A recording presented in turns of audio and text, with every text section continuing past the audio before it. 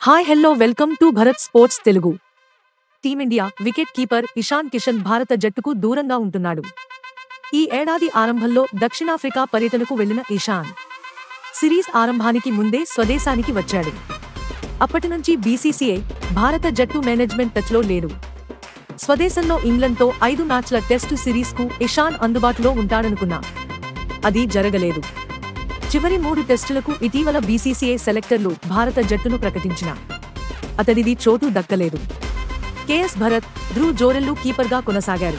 రెండో టెస్టు అనంతరం భారత హెడ్ కోచ్ రాహుల్ ద్రవిడ్ మాట్లాడుతూ, ఇంగ్లండ్ టెస్ట్ సిరీస్కు ఎంపిక కావాలంటే ఇషాన్ కిషన్ ఖచ్చితంగా రంజీ ట్రోఫీ 2-0, 2-4లో ఆడాల్సిందే అని స్పష్టం చేశాడు. అయితే కిషన్ మాత్రం రాహుల్ వ్యాఖ్యలను పరిగణలోకి తీసుకోకుండా బరోడాలో ఐపీఎల్ 2024 కోసం ప్రాక్టీస్ చేస్తున్నాడు. జార్ఖండ్ తరపున రంజీ ట్రోఫీ 2-0, 2-4లో బరిలో దిగే అవకాశం ఉన్నా కిషన్ ఐపీఎల్ కోసం సన్నద్ధమవుతున్నాడు. ఈ విషయంపై బీసీసీఐ సీరియస్గా ఉన్నట్లు తెలుస్తోంది. ఓ నివేదిక ప్రకారం ఇషాన్ పై చర్యలకు బీసీసీఐ సిద్ధమైనట్లు తెలుస్తోంది.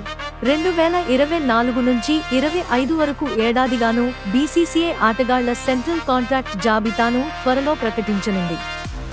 వచ్చే ఏడాదికి ఇషాన్ కాంట్రాక్ట్ను రద్దు చేయాలని బీసీసీఐ నిర్ణయించుకున్నట్లు తెలుస్తోంది. ప్రస్తుతం గ్రేడ్ సిలో ఉన్న అతడి కాంట్రాక్టు పునరుద్ధరించే ఆలోచనలో బీసీసీఐ లేదట. 2022-23లో తొలిసారి ఇషాన్ బీసీసీఐ సెంట్రల్ కాంట్రాక్ట్ దక్కించుకున్నాడు. ఏడాదికి ₹1 కోటి వార్షిక వేతనాన్ని అతడు అందుకుంటున్నాడు.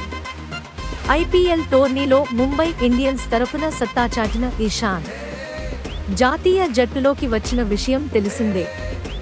భారత్ తరఫున ఇప్పటివరకు ఇషాన్ 2 టెస్టులు, 27 వన్డేలు, 32 టీ20లు ఆడాడు. ఇలాంటి స్పోర్ట్స్ అప్డేట్స్ కోసం like, share, subscribe to Bharat sports Telugu.